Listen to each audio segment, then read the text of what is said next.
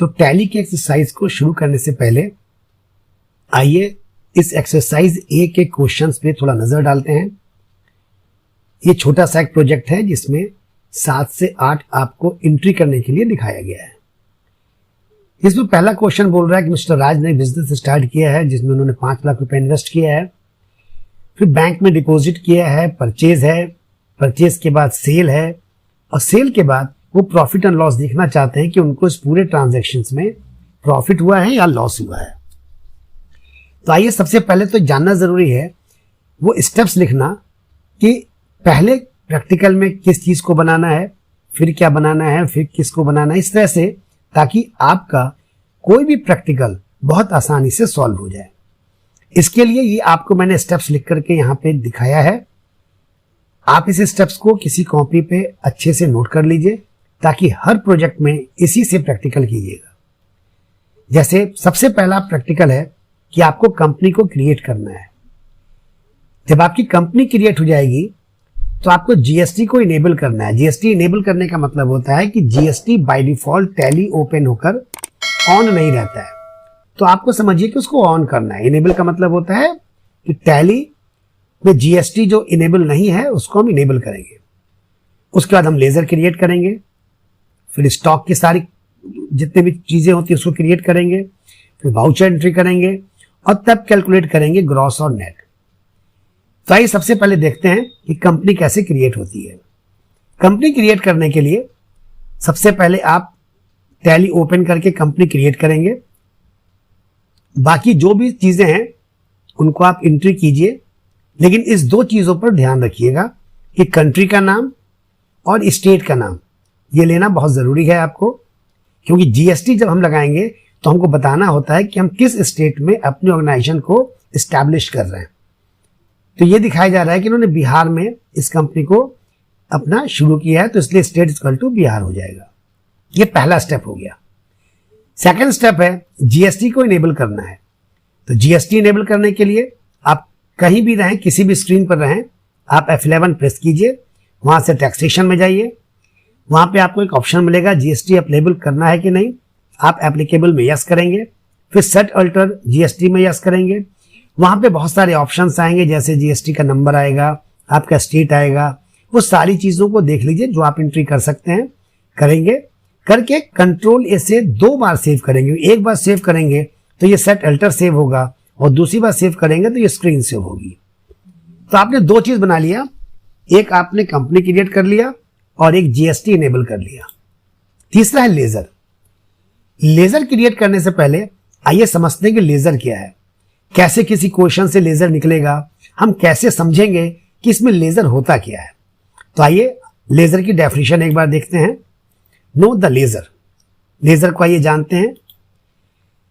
Suppose कीजिए आप हैं, आपका जो भी ट्रांजैक्शन या जो भी लेन देन जिसके साथ भी होता है उसमें अगर पैसा इन्वॉल्व है, जैसे अमाउंट मैंने यहां पे लिखा हुआ है, तो आप जिसको भी अमाउंट देंगे उसका कोई ना कोई नाम होगा।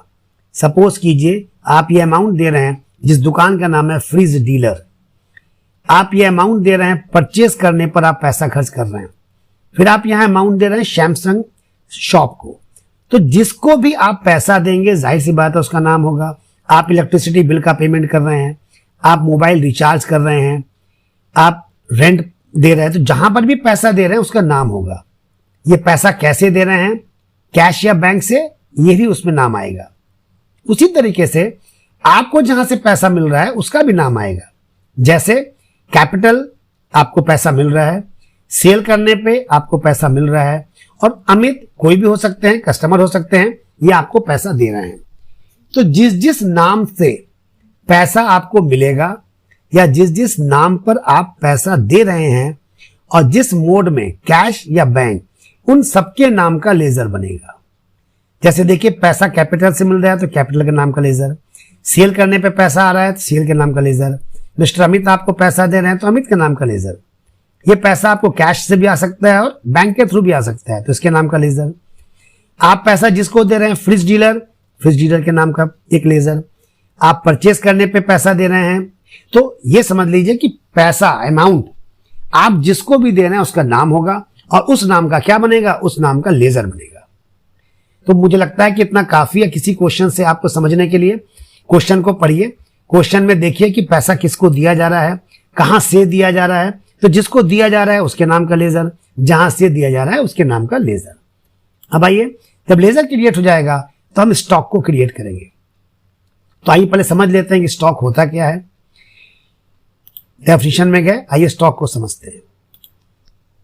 स्टॉक में 3-4 चीजें आपको मिलेंगी, एक स्टॉक ग्रुप, एक स्टॉक कैटेगरी, एक यूनिट ऑफ मेजर और एक मेन होता है स्टॉक आइटम। देखिए स्टॉक ग्रुप में उसका नाम रहेगा जो आपके सप्लायर हैं। सप्लायर का मतलब उस कंपनी का नाम जहां से आप सामान परचेज कर रहे हैं। सपोज कीजिए आप फ्रिज डीलर से सामान खरीद रहे हैं या सैमसंग शॉप से सामान खरीद रहे हैं, तो आप जहां से सामान खरीद रहे हैं वो आपके सप्लायर हैं, वो आपके सामान को सप्लाई करते हैं। वो कंपनी का नाम जहां से आप सामान खरीद रहे हैं, तो उस कंपनी के नाम को हम स्टॉक ग्रुप में क्रिएट करते हैं। यानी कि स्टॉक ग्रुप में यहां 2 नाम बन रहा है, एक फ्रिज डीलर और एक सैमसंग शॉप। आइए कैटेगरी को समझते हैं। कोई भी ऐसा मेन प्रोडक्ट जिसके अंदर सब प्रोडक्ट्स आते हो, तो जो मेन प्रोडक्ट है वो स्टॉक कैटेगरी हो जाएगी और जो उसके सब प्रोडक्ट्स हैं वो स्टॉक आइटम हो जाएगा। जैसे सोनी का रेफ्रिजरेटर और सैमसंग का रेफ्रिजरेटर, तो रेफ्रिजरेटर वर्ड कॉमन हो गया। रेफ्रिजरेटर के इसका मतलब 2 सब ग्रुप हो गए, एक सोनी का रेफ्रिजरेटर और एक सैमसंग का रेफ्रिजरेटर। तो ये रेफ्रिजरेटर जो है ये स्टॉक कैटेगरी हो गया, और ये सोनी का रेफ्रिजरेटर और सैमसंग का रेफ्रिजरेटर ये स्टॉक आइटम हो गया। जैसे एक एग्जांपल और समझिए, आप बल्ब खरीदने जाते हैं, तो बल्ब जब आप बोलते हैं तो सामने से उसका क्वेश्चन आता है शॉपकीपर जो है कि आपको 60 वाट का बल्ब चाहिए, 40 वाट का बल्ब चाहिए, 100 वाट का बल्ब चाहिए। तो बल्ब की कैटेगरी हो गई 40 वाट, 60 वाट, 80 वाट, 100 वाट। तो बल्ब आपका हो जाएगा कैटेगरी, और चूंकि उसके अंदर सब प्रोडक्ट्स आ रहे हैं तो वो जो सब प्रोडक्ट्स होंगे 60 watt bulb, 40 watt bulb, 100 watt bulb, वो कहलाएगा स्टॉक आइटम। तो फिर समझ लीजिए, स्टॉक ग्रुप उस कंपनी का नाम जहां से सामान परचेज कर रहे हैं, स्टॉक कैटेगरी उस प्रोडक्ट का नाम जिसके सब प्रोडक्ट्स भी होते हो। जैसे मान के चलिए कि कुछ चीजें ऐसी भी हो सकती हैं जिसका आपका सब प्रोडक्ट नहीं होता होगा। अगर सब प्रोडक्ट नहीं होगा तो हम उसको कैटेगरी नहीं बनाएंगे, डायरेक्ट क्या बनाएंगे, डायरेक्ट स्टॉक आइटम बनाएंगे। जैसे आप ग्वाला के यहां से मिल्क लेने जाते हैं, तो आप कह सकते हैं मिल्क सिर्फ मिल्क के नाम से आता है, बाकी किसी नाम से नहीं आता है। जैसे सुधा का मिल्क लेने जाते हैं तो कई तरह का आता है, फुल क्रीम के नाम से आता है, हाफ क्रीम के नाम से आता है। तो फुल क्रीम, हाफ क्रीम उसके आइटम हो गए, और मिल्क उसका हो जाएगा स्टॉक कैटेगरी। लेकिन जो हम ग्वाला के यहां से दूध लेने जाते हैं तो वो नाप के जो देता है वो सिर्फ मिल्क है, तो उसमें कोई कैटेगरी नहीं है। अगर कैटेगरी नहीं है तो कैटेगरी नहीं बनेगी, सीधे मिल्क के नाम का क्या बन जाएगा, स्टॉक आइटम बन जाएगा। तो आपने 2 चीज देखा, एक लेजर और एक स्टॉक। उसके बाद आप वाउचर एंट्री करते हैं। तो आइए समझते हैं कि वाउचर क्या होता है। देखिए आपको जो चीजें लग रही हैं कि ये जो आपको मैंने यहाँ पे जो कुछ भी आपको बना के दिखाया है, चाहे वो स्टॉक के बारे में हो, चाहे वो आपको लेजर के बारे में हो, जो यहाँ पे बना के आपको मैंने दिखाया हुआ है, अगर आपको इससे समझ में आता है तो आप इसको अपनी कॉपी में उतार लीजिए।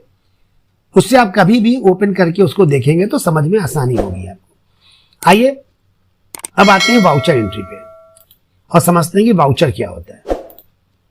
देखिए वाउचर है क्या, आपके बिजनेस में कोई भी ट्रांजैक्शन होता है या इवेंट होता है। इवेंट का मतलब कोई घटना, ट्रांजैक्शन का मतलब लेन देन। तो कोई जरूरी तो नहीं है कि बिजनेस में हमेशा ट्रांजैक्शन हो। जैसे आपके बिजनेस में, आपके ऑफिस में एक चेयर टूट गई, तो ट्रांजैक्शन नहीं हुआ, वो एक इवेंट हुआ, एक घटना घट गया है। लेकिन इसको भी तो आपको कॉपी पे नोट करना है। तो किसी भी ऑर्गेनाइजेशन में जो डे टू डे आपकी वर्किंग हो रही है उसकी एंट्री लेते हैं, तो उसको जरूरी नहीं कि सारी चीजें ट्रांजैक्शन ही हो, तो इवेंट भी कहलाती है। तो ये जो कुछ भी हो रहा है उसको कहीं ना कहीं आपको रिकॉर्ड करना है, और रिकॉर्ड भी कुछ ऐसे फॉर्मेट में करना है जो पहले से फॉर्मेट बना हुआ है।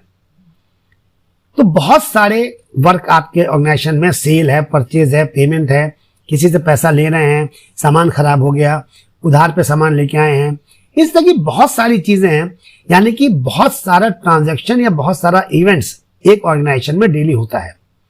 तो उन सब के लिए एक फॉर्मेट है एंट्री करने के लिए, प्री डिफाइंड फॉर्मेट यानी कि पहले से बना हुआ फॉर्मेट, और हर काम के लिए, हर एंट्रीज के लिए अलग अलग तरह का फॉर्म्स है, या कहें कि फॉर्मेट्स है। तो कोई एक वर्क हुआ, समझिए ट्रांजैक्शन हुआ या इवेंट हुआ, उसको जिस फॉर्मेट में, जिस फॉर्म पर हम एंट्री लेंगे, उसको रिकॉर्ड करेंगे, वो कहलाएगा वाउचर। जैसे ऐसे समझिए कि आप जब बैंक जाते हैं तो बैंक में भी अलग अलग तरह का फॉर्म है। अकाउंट ओपन करने का फॉर्म अलग है, पैसा डिपॉजिट करने का फॉर्म अलग है, पैसा निकालने का फॉर्म अलग है। यानी कि एक बैंक में भी बहुत तरह का फॉर्मेट है जिसमें आप एंट्री करके कुछ ना कुछ चीजों को, या तो पैसा जमा करते हैं, या पैसा निकालते हैं, या अकाउंट ओपन करते हैं, डिमांड ड्राफ्ट बनाते हैं, बहुत सारी चीजें हैं।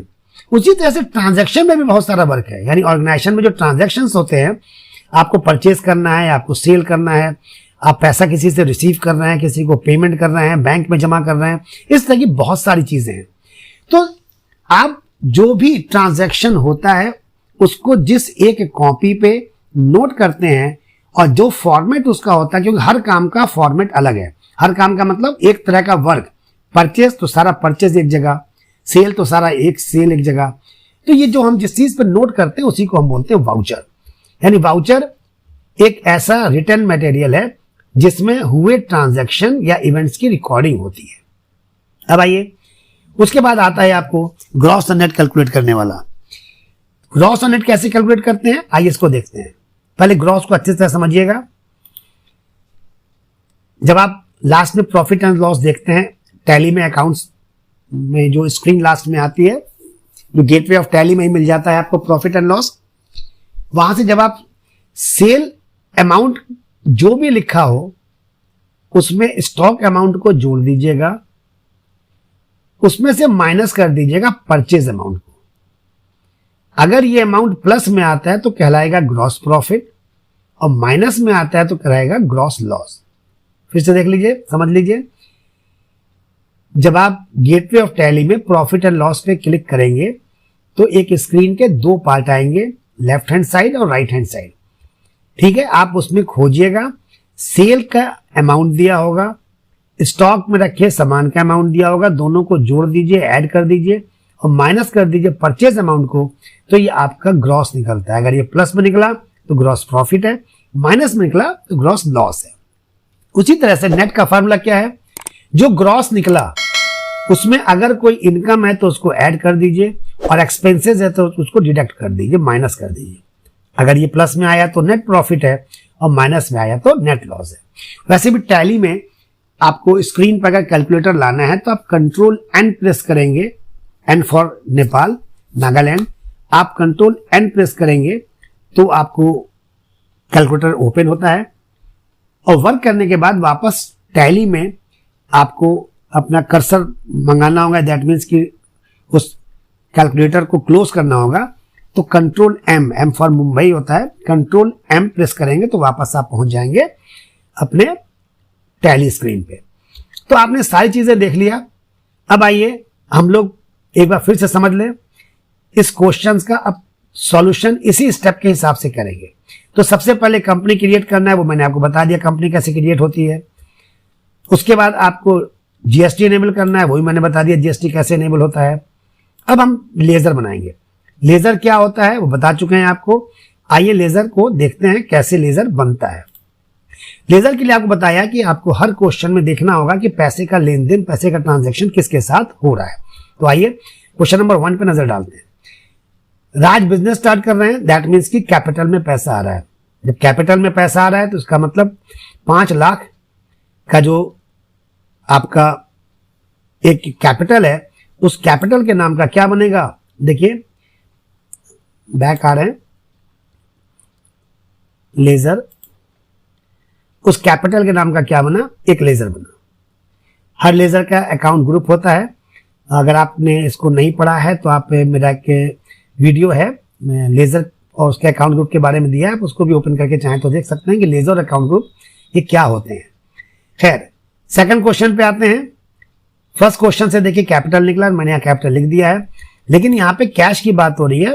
तो cash by default automatic company create करते ही क्रिएट हो जाता है।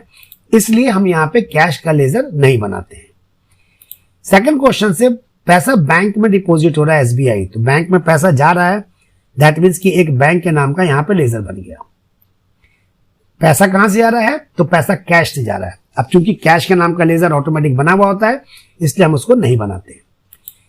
थर्ड क्वेश्चन देखिए, हम परचेज कर रहे हैं, तो हमने बताया था कि परचेज करने पर पैसा लगता है, तो जिसमें पैसे का लेन देन हो जिसके नाम से, उसके नाम का लेजर बनेगा।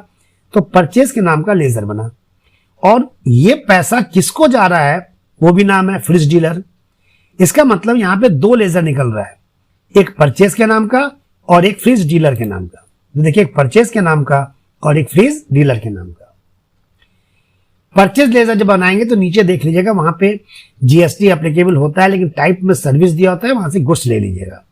और फ्रिज डीलर को यह देखना जरूरी है कि ये किस स्टेट का है, और स्टेट की एंट्री करना बहुत जरूरी है। जैसे यहाँ पे दिया है फ्रिज डीलर कहाँ का है, तो फ्रिज डीलर पटना यानी कि बिहार का है। जब बिहार का है तो आपको यहाँ पे बिहार की एंट्री इसलिए करना जरूरी है कि आप जब CGST, SGST या IGST आगे पढ़ेंगे तो आपको ये समझना होगा कि किसके साथ CGST, SGST लगता है और किसके साथ IGST लगता है।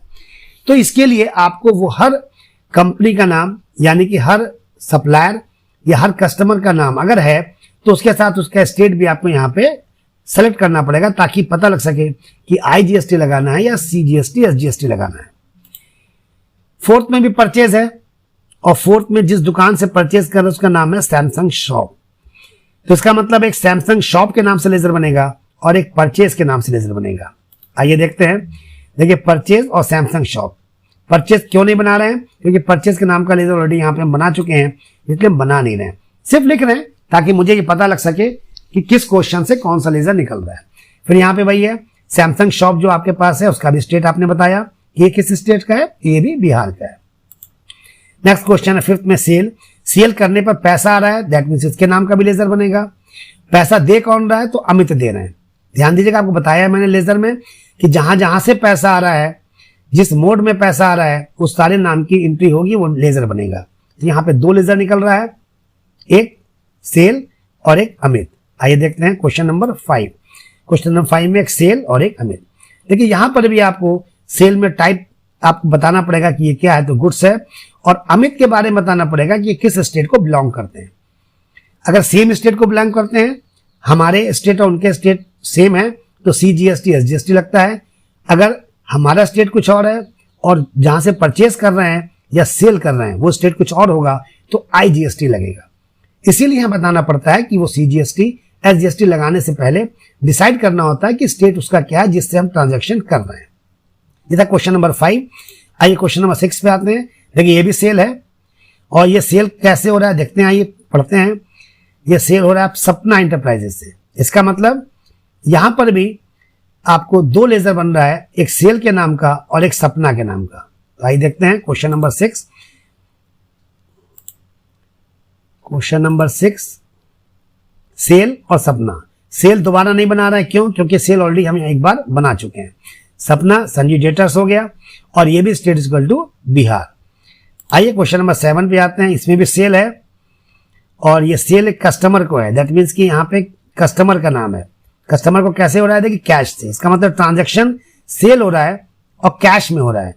इसका मतलब यहाँ पे दो लेजर बन रहा है, फिर आपका एक सेल और एक कैश। हम दोनों नहीं बना रहे हैं क्योंकि दोनों पहले से बना हुआ है। सेल पहले से बना हुआ है, और कैश मैंने जैसे बताया आपको, कंपनी क्रिएट करते ही ऑटोमेटिक बन जाता है। फिर चूंकि जीएसटी है तो IGST, CGST और SGST बनाना है। ये प्रैक्टिकल भी आपको मैंने वीडियो बनाया हुआ है कि कैसे GST क्या होता है, कितने टाइप का होता है, और कैसे GST इनेबल करते हैं, कैसे GST को हम लेजर बनाते हैं। सब पहले से भी आपको बताया गया है, और नहीं तो यहाँ पर आपको दिया हुआ है कि कैसे बनेगा IGST, CGST, ये आपने बना दिया। तो आपको जो स्टेप मैंने लिखा था उसमें आपने कंपनी क्रिएट कर लिया, GST इनेबल कर लिया, लेजर बना लिया। अब आइए स्टॉक की बात करते हैं, ठीक है। तो स्टॉक में जाते हैं। तो स्टॉक में आपको मैंने बताया है कि स्टॉक ग्रुप, स्टॉक कैटेगरी। तो स्टॉक ग्रुप में जब आते हैं तो यहाँ पे दो कंपनी है जहां से हम सामान परचेज कर रहे हैं, जो मेरे सप्लायर है। और मैंने आपको बताया था कि स्टॉक ग्रुप उनका नाम है जहां से हम सामान परचेज कर रहे हैं। तो मैंने दोनों नाम लिख दिया, सैमसंग शॉप और fridge dealer. Stock category by default open नहीं होता है, यानी इनेबल नहीं होता है, तो उसको भी F11 करके हम इन्वेंट्री में जाके स्टॉक कैटेगरी को यस करते हैं, तब ये इनेबल होगा। और स्टॉक कैटेगरी हमने बनाया रेफ्रिजरेटर के नाम से। क्यों? क्योंकि उसमें एक रेफ्रिजरेटर का नाम दिया हुआ है सोनी और एक दिया हुआ है सैमसंग, तो 2 रेफ्रिजरेटर है, तो एक रेफ्रिजरेटर के नाम से मैंने यहाँ पे स्टॉक कैटेगरी बना लिया। उसके बाद हम बनाते हैं unit of measure. Unit of measure का मतलब होता है किसी चीज को किस मोड में हम परचेज कर रहे हैं। जैसे सपोज कीजिए लिक्विड है, सॉलिड है, नंबर्स है, पीसेज है, लेंथ है, बहुत। जैसे आप मान लीजिए आप रॉड खरीद रहे हैं जो आप घर के छत की ढलाई में लगाते हैं, तो रॉड जब मार्केट में जाएंगे तो लेंथ में भी मिलता है और केजी और टन में भी मिलता है।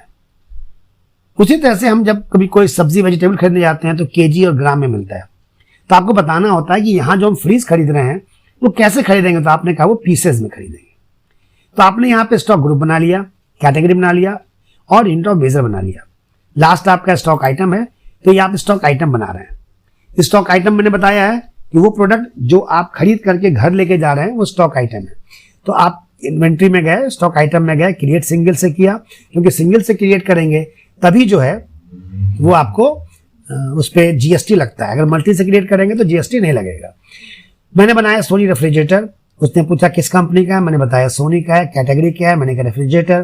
कैसे खरीदेंगे, तो पीसेज में। जीएसटी लगाना है तो मैंने कहा एप्लीकेबल। उसने कहा सेट करना है जीएसटी का वैल्यू, मैंने कहा यस। कैसे, तो ऑन वैल्यू। टैक्स देना है टैक्सेबल 28% और गुड्स। फिर से देख लीजिए, सोनी रेफ्रिजरेटर कहाँ से खरीदा है, उसका नाम, कौन सी कैटेगरी है और कैसे खरीदेंगे। जीएसटी एप्लीकेबल किया तो सेट अल्टर करना है यस आपको। ऑन वैल्यू, टैक्स देना है तो टैक्सेबल 28% और गुड्स, और उसको सेव कर लिया। सेम उसी तरह से सैमसंग रेफ्रिजरेटर है, अंडर सैमसंग हो गया, रेफ्रिजरेटर हो गया, पीसेज हो गया, बाकी सारी चीजें सेम है। तो आप क्या क्या बना चुके, आइए देखते हैं एक बार। आपने कंपनी क्रिएट कर लिया, जीएसटी इनेबल कर लिया, आपने लेजर बना लिया, आपने स्टॉक बना लिया। अब फाइनल है आपका वाउचर एंट्री। वाउचर एंट्री के लिए भी आपको ध्यान रखना होगा, हर क्वेश्चन को एक करके देखना होगा। जैसे पहला क्वेश्चन है कि आप बिजनेस स्टार्ट कर रहे हैं, दैट मीन्स कि पैसा कहीं से आ रहा है, कहीं से ले रहे हैं। तो जब पैसा कहीं से लेते हैं तो उसको हम बोलते हैं आपको रिसिप्ट। लेकिन अकाउंटिंग वाउचर को करने से पहले आप F12 प्रेस करके सिंगल यूनिट सिस्टम को नो कर लीजिएगा, और क्रेडिट डेबिट या डेबिट क्रेडिट लिखा होगा तो उसको यस कर लीजिएगा। ये आपको F12 करने पे मिलेगा, ये जरूर कर लीजिएगा। इससे नहीं तो आपको लगता है कि जो आप एंट्री करना है सिंगल एंट्री, वो आपने तो पढ़ा नहीं है, क्योंकि अभी हम लोग जिस मोड में एंट्री करते हैं वो डबल एंट्री सिस्टम बोला जाता है। पहले सिंगल एंट्री सिस्टम चलता था, तो डबल एंट्री करना है तो सिंगल एंट्री मोड को हमने क्या किया, यहाँ पे नो किया। सेव करने के बाद पहला क्वेश्चन देखिए, रिसिप्ट, हम पैसा ले रहे हैं, कैपिटल जो 5 लाख और कैश में पैसा आ गया 5 लाख। फिर पहला क्वेश्चन का आंसर आपका रिसिप्ट से हुआ। आप पैसा डिपॉजिट कर रहे हैं, तो वाउचर एंट्री पैसा डिपॉजिट कर रहे हैं तो वो आपका कंट्रा वाउचर से होता है। तो जब आप आएंगे स्क्रीन पे तो देखेंगे सेकंड क्वेश्चन है कंट्रा, और ये जो आपका F4 F6 में लिखा है ये आपको राइट हैंड साइड में टैली में मिलेगा, आप वहां से देख करके भी इसको कंप्लीट कर सकते हैं। आपने कंट्रा लिखा, क्रेडिट में कैश से कितना पैसा निकला 4,90,000, और डेबिट में कौन जा रहा है, SBI, क्योंकि SBI में पैसा जमा कर रहे हैं तो SBI में हो गया 4,90,000। तो आपने बिजनेस चालू किया 5 लाख से जो रिसिप्ट से, और फिर कंट्रा से बैंक में पैसा कर दिया 490। ये करने के बाद तीसरे क्वेश्चन पे आ रहे हैं परचेज। अब यहाँ पे देखिए एक बात का ध्यान रखिएगा, बार बार ये पूछा जाएगा आपसे। परचेज के बाद आपसे पूछता है इनवॉइस नंबर, तो आपको हर क्वेश्चन में इनवॉइस नंबर मिलेगा। देखिए परचेज में यहाँ पर लिखा हुआ है इनवॉइस नंबर। अब ये इनवॉइस नंबर होता क्या है, इनवॉइस नंबर जहां से आप सामान खरीदते हैं, जो बिल मिलता है, तो समझिए कि बिलिंग जो ऊपर नंबर होता है बिलिंग का, उसी को इनवॉइस नंबर बोल रहे हैं। तब आपने यहाँ पे इनवॉइस नंबर डाला। पार्टी का नाम, पार्टी नेम का मतलब होता है कि आप कैसे खरीद रहे हैं। अगर आप कैश में खरीद रहे हैं तो पार्टी के नेम में कैश होगा। अगर आप बैंक का चेक दे के खरीद रहे हैं तो पार्टी के नेम में आपके बैंक का नाम होगा, जैसे यहाँ पर SBI है। लेकिन अगर आप क्रेडिट पे खरीद रहे हैं तो पार्टी के नेम में उसका नाम आएगा जिससे हम उधार पर खरीद रहे हैं। फिर समझ लीजिए, पार्टी नेम में अगर आपका ट्रांजैक्शन, चाहे वो परचेज हो चाहे सेल हो, आपका ट्रांजैक्शन कैश से हो रहा है तो पार्टी के नेम में कैश आएगा। आपका ट्रांजैक्शन अगर बैंक से हो रहा है तो पार्टी के नेम में बैंक का नाम आएगा, जैसे यहां पर SBI है। या अगर आपका ट्रांजैक्शन किसी कंपनी से उधार पे हो रहा है, क्रेडिट पे हो रहा है, तब यहाँ पे हम उसका नाम लेंगे, जैसे फ्रिज डीलर। उसके बाद पूछेगा लेजर क्या, आप लेजर बताएंगे परचेज है, और आइटम क्वांटिटी डेट सब देंगे जो भी आप सामान खरीद रहे हैं। उसके बाद खाली जगह पे नीचे इंटर करेंगे तब CGST और SGST आपको मिलेगा। उसी तरह से फोर्थ क्वेश्चन में आई देखते हैं। फोर्थ क्वेश्चन बोल रहा है परचेज कर रहे हैं एक सैमसंग रेफ्रिजरेटर, कहां से कर रहे हैं तो सैमसंग शॉप से कर रहे हैं, इनवाइस नंबर 26। तो आइए देखिए इनवाइस नंबर 26, पार्टी का नेम सैमसंग शॉप, परचेज कर रहे हैं, जो क्वांटिटी है सामान है वो यहाँ पे लिख करके खाली जगह पे इंटर करके CGST और SGST हम देंगे। क्वेश्चन नंबर 5 सेल है। आइए फिर सेल में देख लीजिए, सेल कैसे कर रहे हैं, अमित को कर रहे हैं, इनवॉइस नंबर क्या है 1 है, क्या सेल कर रहे हैं सोनी रेफ्रिजरेटर। 5 नंबर में देखिए सेल कर रहे हैं, इनवॉइस नंबर 1 अमित, सेल कर रहे हैं सोनी रेफ्रिजरेटर, खाली जगह प्रिंटर और फिर CGST और SGST।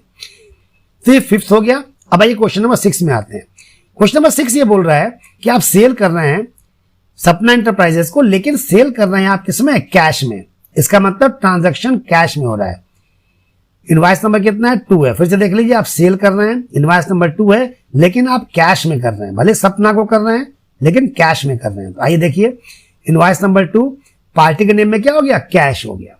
तो जब पार्टी के नेम में कैश देंगे तो एक ऑप्शन आएगा आपके पास GST रजिस्ट्रेशन टाइप, यानी इनसे GST लेना है कि नहीं लेना है। अगर अनडिफाइंड है दैट मीन्स कि आपको GST नहीं लेना है। तो अगर अनडिफाइंड लिखा होगा तो यहाँ पे रेगुलर सेलेक्ट कर लेंगे। रेगुलर का मतलब कि आपको GST इनसे लेना है। फिर लेजर सेल, जो सामान आप सेल कर रहे हैं उसका नाम दिया, खाली जगह पे एंटर किया, CGST और SGST। तो आपने देखा यहाँ पार्टी के नेम में कैश आ गया क्योंकि कैश से ट्रांजैक्शन हो रहा है। नंबर 7 में आइए, फिर सेल कर रहे हैं, कैश में कर रहे हैं, इनवॉइस नंबर 3 से कर रहे हैं। आइए देखते हैं, फिर सेल कर रहे हैं, इनवॉइस नंबर 3 है और पार्टी के नेम में क्या हो गया, कैश हो गया। फिर मिलेगा रजिस्ट्रेशन टाइप, वहां रेगुलर दे देंगे, लेजर, फिर उसके बाद जो भी आइटम है आपका, खाली जगह प्रिंटर, CGST और SGST। ये सब करने के बाद अब वो कह रहे हैं कि आइए प्रॉफिट एंड लॉस निकालते हैं। तो प्रॉफिट एंड लॉस के लिए मैंने आपको बताया है कि कैसे निकालेंगे, कि सेल का अमाउंट प्लस स्टॉक का अमाउंट माइनस परचेज अमाउंट, आप चेक कर लीजिएगा। नेट का मतलब ग्रॉस प्लस इनकम या माइनस एक्सपेंसेस, इसको चेक कर लीजिएगा। ये भी मैंने बताया था आपको कि कैलकुलेटर को शो करने के लिए कंट्रोल N करेंगे और कैलकुलेटर को हाइड करने के लिए कंट्रोल M करेंगे। एक बार इस प्रैक्टिकल को कीजिएगा टैली पर और आंसर मिलाइएगा कि नेट 70,000 आपका आंसर प्रॉफिट में आ रहा है कि नहीं आ रहा है। तो ये सारी चीजें थी एक्सरसाइज 1 के लिए। वैसे भी आपको बता दें कि अगर आपको मेरा ये वीडियो अच्छा लग रहा हो या इंफॉर्मेटिव लग रहा हो तो आप इसको सब्सक्राइब जरूर कीजिएगा। और वो स्टूडेंट्स जो हमारे ISM के स्टूडेंट्स नहीं हैं, या वो जो किसी ऑफिस में काम करते हैं, या वो लेडीज जो घर पे रह रही हैं लेकिन इंस्टीट्यूट नहीं जा सकती हैं, वो गूगल प्ले स्टोर में जाएं, वहां से ISM एजुकेशन ऐप को इंस्टॉल करें। वहां से आप इस नंबर पे मुझे व्हाट्सएप करके ID पासवर्ड लेकर के अपने इस प्ले स्टोर के ऐप को ओपन कर सकते हैं, जिसमें आपको मेरी पूरी बुक मिलेगी। 1 साल के कोर्स में जो भी टैली हो, अकाउंटिंग हो, ऑफिस ऑटोमेशन हो, DTP हो, सारी बुक्स मिलेगी आपको। और हर बुक्स के हर टॉपिक का, क्लास का और लैब कैसे करें इसका वीडियो मिलेगा। जैसे मैंने अभी आपको बताया, ये आपको टैली पर वीडियो नहीं दिखाया है, मैंने ये आपको क्लास लिया है। अब आप चाहें तो उसका टैली का वीडियो भी देख सकते हैं। तो ये मैसेज उनके लिए जो लोग ISM के स्टूडेंट नहीं हैं लेकिन चाहते हैं कि ISM की सारी बुक्स और क्लास लैब का वीडियो मिलता रहे, तो उसके लिए वो इस ऐप को इंस्टॉल करें और इस नंबर पे आप मुझसे चाहें तो कांटेक्ट करके ID पासवर्ड ले सकते हैं।